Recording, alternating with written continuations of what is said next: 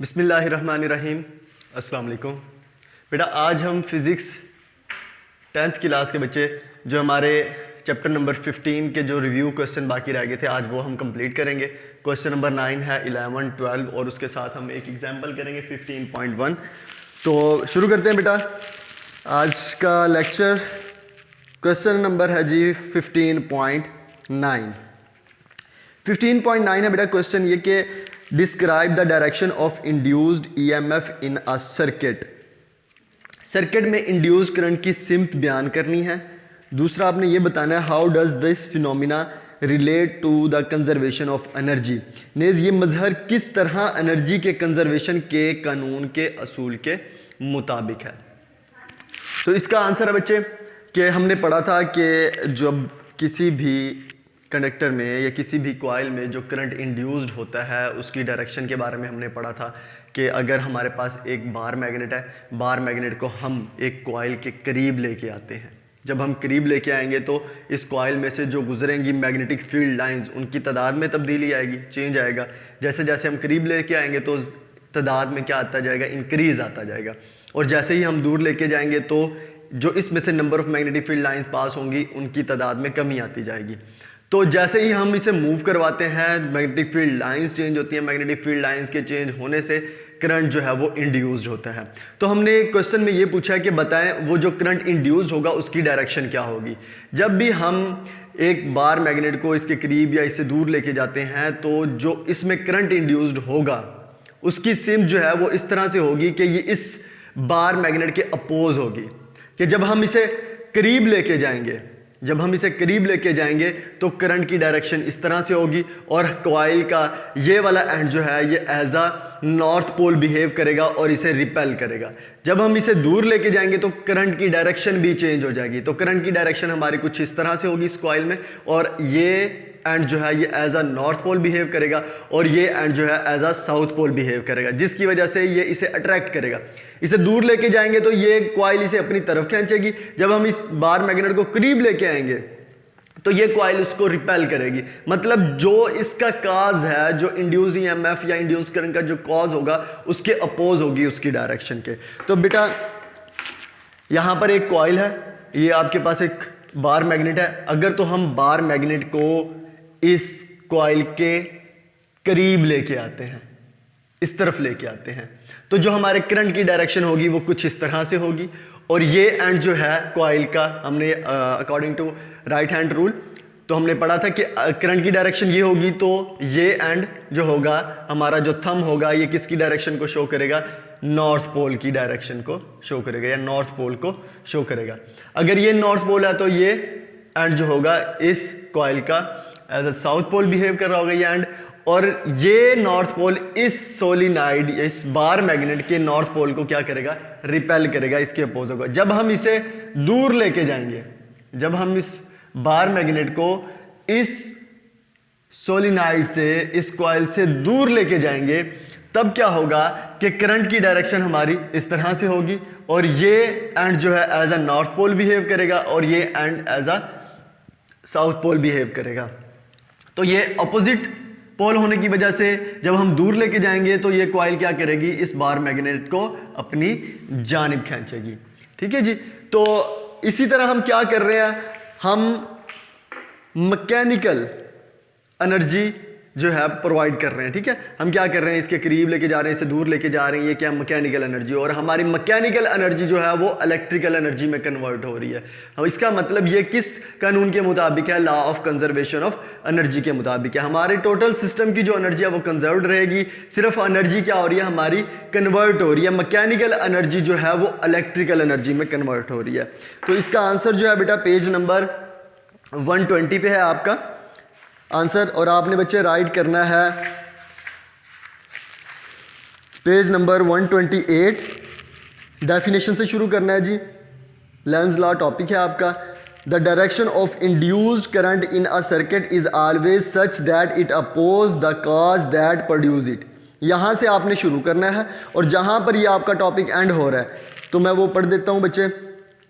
Thus mechanical energy of our hand used to push the magnet towards or away from the coil result into electrical energy. यहां तक आप right करेंगे अपना answer question number 9 का। Next है बच्चे आपका question 15.11, what do you understand by the mutual induction. Mutual induction से क्या मुराद है? म्यूचुअल इंडक्शन के बारे में बताना है बच्चे। म्यूचुअल इंडक्शन के बारे में हमने पढ़ा था कि अगर हमारे पास दो कॉइल्स हैं, एक कॉइल, इस कॉइल को हम ए कह देते हैं और इस कॉइल को हम बी कह देते हैं। कॉइल ए को हमने क्या कर दिया, इनपुट दे दी, और कॉइल बी पे हमने क्या कर दिया, गैल्वानोमीटर कनेक्ट कर दिया सेकंड कॉइल के साथ। अगर हम ए कॉइल पर इनपुट देते हैं तो इसमें से जब करंट चेंज होगा तो इसके गिर्द मैग्नेटिक फील्ड चेंज होगी। मैग्नेटिक फील्ड के चेंज होने से जो इसमें से मैग्नेटिक फील्ड लाइंस पास होंगी कॉइल में से, उनकी तादाद में भी तब्दीली आएगी, चेंज आएगा। उस चेंज की वजह से इस कॉइल में क्या होगा, करंट इंड्यूस्ड होगा। तो हम क्या कर रहे हैं, हम एक कॉइल में इनपुट दे रहे हैं और उसमें करंट के चेंज की वजह से उसके साथ पड़ी हुई जो कॉइल है उससे हम क्या कर रहे हैं, करंट हासिल कर रहे हैं, करंट इंड्यूस्ड हो रहा है सेकंड कॉइल में। और ये फिनोमिना जो है ये म्यूचुअल इंडक्शन कहलाता है। और बेटा इसका आंसर जो है आपका पेज नंबर 130 पे है, पेज नंबर 130 म्यूचुअल इंडक्शन। और बच्चे आप इसकी डेफिनेशन राइट कर देंगे, ठीक है जी। The phenomena of production of induced current in a coil due to change of current in a neighbouring coil is called mutual induction. ये आप इसका आंसर जो है राइट कर देंगे और इसका आंसर जो है वो पेज नंबर 130 पे है। नेक्स्ट है बच्चे आपका question 15.12, what is the transformer. Transformer क्या है जी, आपने और बताना है कि जी explain the working of transformer in connection with the mutual induction. आपने इसकी वर्किंग के बारे में बताना है कि किस तरह से ये म्यूचुअल इंडक्शन के फिनोमिना पे काम कर रहा है, ये भी आपने एक्सप्लेन करना है। तो बच्चे इसका आंसर जो है पेज नंबर 131 और 132 पर मौजूद है। आपने बेटा ये टॉपिक किस तरह से राइट करना है, सबसे पहले आपने हेडिंग देनी है ट्रांसफार्मर की, उसके बाद बच्चे आपने डेफिनेशन लिखनी है ट्रांसफार्मर की, और ये आपके पेज नंबर 131 पर मौजूद है। The transformer are use to increase और डिक्रीज एसी वोल्टेज। ये बच्चे डेफिनेशन आ गई आपकी ट्रांसफार्मर की। उसके बाद बच्चे आपने जो हेडिंग देनी है नेक्स्ट वो देनी है प्रिंसिपल, कि ये किस असूल पे काम कर रहा होता है। It works on the principle of mutual induction, ये आपने लाइन लिख लेनी है। उसके बाद आपने लाइन लिखनी है the transformer is the practical application of mutual induction. इसके बाद बच्चे आपकी जो नेक्स्ट हेडिंग होगी वो होगी वर्किंग की, और वर्किंग आपने कहां से स्टार्ट करनी है, ये आपके पेज नंबर 132 पर, ठीक है जी, वर्किंग ऑफ ट्रांसफार्मर। और ये आपने शुरू करना है जी यहां से, अ ट्रांसफार्मर हैज 2 कॉइल्स, यहां से आपने शुरू करना है, हैज 2 कॉइल्स। और आपके 132 पेज पर ही एक रिलेशन आ रहा है VS over VP is equal to NS over NP। इस रिलेशन तक आपने इसकी वर्किंग लिखनी है। फिर उसके बाद है बेटे आपने जो हेडिंग देनी वो देनी है स्टेप अप की, फिर step down transformer, step up transformer, step down transformer. फिर आपने देना है जी एक हेडिंग और देनी है वो है पावर फार्मूला। स्टेप अप के लिए क्या लिखेंगे, if the secondary voltage is larger than the primary voltage the transformer is called step up transformer. तो इसी तरह फिर उसके बाद आपने देना है स्टेप डाउन में जो राइट करना है वो क्या करेंगे, if the secondary voltage is smaller than the primary voltage the transformer is called step down transformer. यहां तक लिखने के बाद फिर आपने इससे आगे जो है वो पावर फार्मूला, जहां तक आपका टॉपिक एंड हो रहा है, एंड कहां पे हो रहा है आपका टॉपिक, वो हो रहा है P is equal to PS। यहां पे P power of primary circuit या primary coil, power of secondary coil, और हमें पता है कि P किसके इक्वल है, पावर VP और VP is equal to IS VS। तो यहां तक जो है आपने क्वेश्चन नंबर 12 का आंसर राइट करना है। नेक्स्ट है बच्चे आपकी एग्जांपल 15.1, और ये भी जो एग्जांपल है आपकी ये पेज नंबर 132 पर मौजूद है। लास्ट में एग्जांपल है बच्चे आपकी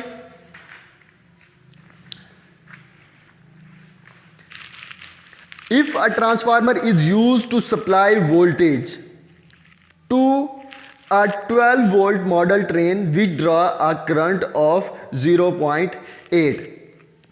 एक ट्रांसफार्मर एक मॉडल ट्रेन को 12 वोल्ट मुहैया करता है। अगर मॉडल ट्रेन को चलाने के लिए जो करंट दरकार होगा, करंट चाहिए होगा वो अगर 0.8 है एम्पियर, 0.8 एम्पियर है, calculate the current in the primary, हमने प्राइमरी में जो करंट होगा वो मालूम करना है। If the voltage of the AC source is 240 volt, अगर इसी तरह प्राइमरी में अगर वोल्टेज दिए गए हो कितने 240, तो उसमें बहने वाला करंट कितना होगा।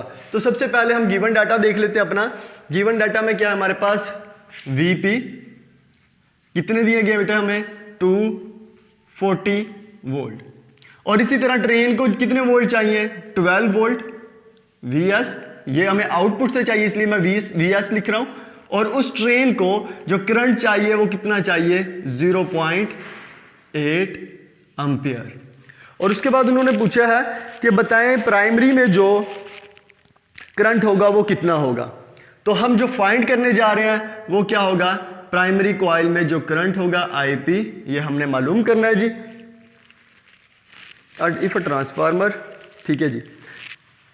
फार्मूला बच्चे हम कौन सा इस्तेमाल करेंगे, फार्मूला हमारे पास अभी हमने फार्मूला जो लिखा PP is equal to PS, तो रिलेशन क्या बनेगा यहां से IP VP is equal to IS VS। अब बेटा हम सोल्यूशन इसका स्टार्ट करते हैं। ये वो फार्मूला जो हम इस्तेमाल करेंगे सोल्यूशन में क्या आएगा कि IP VP is equal to IS VS। VP बच्चे मल्टीप्लाई और इधर आके क्या हो जाएगा, डिवाइड हो जाएगा, क्योंकि हमें क्या चाहिए, हमें IP चाहिए, तो VP मल्टीप्लाई और इधर आके क्या हो जाएगा, डिवाइड हो जाएगा। IP is equal to IS VS over IP। बच्चे मैं वैल्यूज पुट कर देता हूं यहां पे, IP is equal to IS की जगह 0.8 और इसी तरह VS की जगह 12 और VP की जगह 240। और जब हम इसको सॉल्व करेंगे तो हमारे पास सिंप्लीफाई करेंगे तो हमारा आंसर जो आएगा वो 0.04 एम्पियर हमारा आंसर आ जाएगा जी। और ये थी बच्चे हमारी एग्जाम्पल।